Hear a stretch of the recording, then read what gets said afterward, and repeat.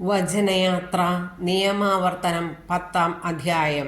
വീണ്ടും ഉടമ്പടി പത്രിക. കർത്താവ് എന്നോട് അരുളി ചെയ്തു, ആദ്യത്തേതുപോലെ 2 കൽപ്പലകകൾ വെട്ടിയെടുത്തുകൊണ്ട് മലയുടെ മുകളിൽ എൻ്റെ അടുത്ത് വരിക. മരം കൊണ്ട് ഒരു പേടകവും ഉണ്ടാക്കുക. നീ ഉടച്ചു കളഞ്ഞ ആദ്യത്തെ പലകകളിലുണ്ടായിരുന്ന വാക്കുകൾ ഞാൻ അവയിൽ എഴുതും. നീ അവ ആ പേടകത്തിൽ വയ്ക്കണം. അതനുസരിച്ച് കരുവേല മരം കൊണ്ട് ഞാനൊരു പേടകം ഉണ്ടാക്കി. മുമ്പിലത്തേതുപോലെയുള്ള 2 കൽപ്പലകകളും വെട്ടിയെടുത്തുകൊണ്ട് മലമുകളിലേക്ക് പോയി.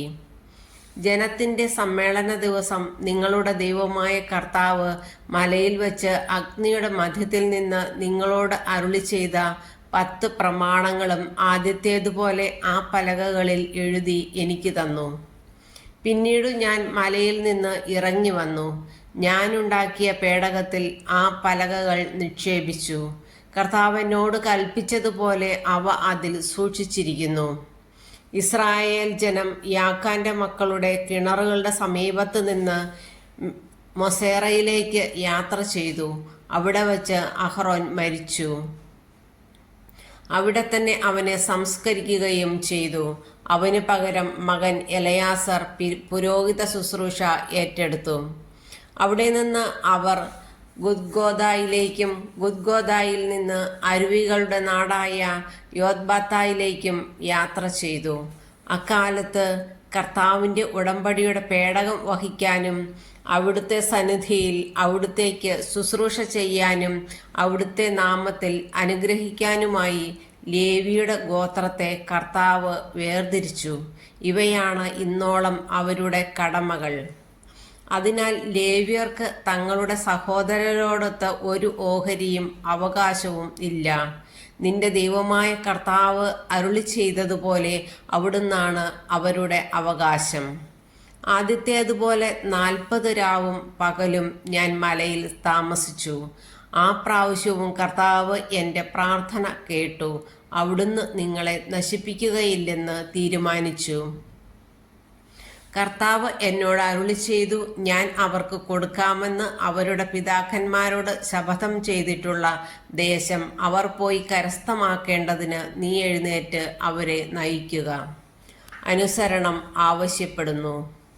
ഇസ്രായേലെ, നിങ്ങളുടെ ദൈവമായ കർത്താവ് നിങ്ങളിൽ നിന്ന് ആവശ്യപ്പെടുന്നത് നിങ്ങൾ അവിടുത്തെ ഭയപ്പെടുകയും അവിടുത്തെ മാർഗത്തിൽ ചരിക്കുകയും അവിടുത്തെ സ്നേഹിക്കുകയും പൂർണ്ണ ഹൃദയത്തോടും പൂർണ്ണ ആത്മാവോടും കൂടെ അവിടുത്തെ സേവിക്കുകയും നിങ്ങളുടെ നന്മയ്ക്കായി ഞാനിന്ന് നൽകുന്ന കർത്താവിൻ്റെ കൽപ്പനകളും ചട്ടങ്ങളും അനുസരിക്കുകയും ചെയ്യുക എന്നല്ലാതെ എന്താണ്? ആകാശവും ആകാശങ്ങളുടെ ആകാശവും ഭൂമിയും അവയിലുള്ള സമസ്തവും നിന്റെ ദൈവമായ കർത്താവിൻ്റേതാണ്.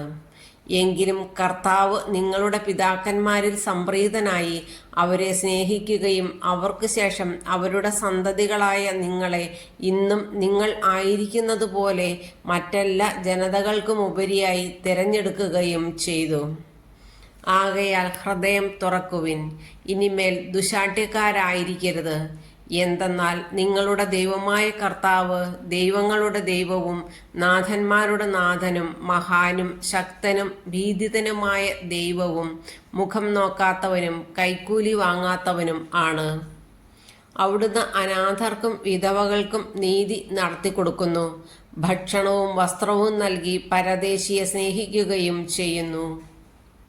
അതിനാൽ പരദേശിയെ സ്നേഹിക്കുക. ഈജിപ്തിൽ നിങ്ങൾ പരദേശികളായിരുന്നല്ലോ. നിങ്ങളുടെ ദൈവമായ കർത്താവിനെ ഭയപ്പെടണം. നിങ്ങൾ അവിടുത്തെ സേവിക്കുകയും അവിടുന്നോട് ചേർന്ന് നിൽക്കുകയും അവിടുത്തെ നാമത്തിൽ മാത്രം സത്യം ചെയ്യുകയും വേണം. അവിടുന്നാണ് നിങ്ങളുടെ അഭിമാനം. നിങ്ങളുടെ കണ്ണുകൾ കണ്ടിട്ടുള്ള മഹത്തും ഭയങ്കരവുമായ ഈ പ്രവൃത്തികൾ നിങ്ങൾക്ക് വേണ്ടി ചെയ്ത നിങ്ങളുടെ ദൈവമാണ് അവിടുന്ന്. നിങ്ങളുടെ പിതാക്കന്മാർ 70 പേരാണ് ഈജിപ്തിലേക്ക് പോയത്. എന്നാൽ ഇപ്പോൾ നിങ്ങളുടെ ദൈവമായ കർത്താവ് നിങ്ങളെ ആകാശത്തിലെ നക്ഷത്രങ്ങൾ കണക്കെ അസംഖ്യമായി വർദ്ധിപ്പിച്ചിരിക്കുന്നു.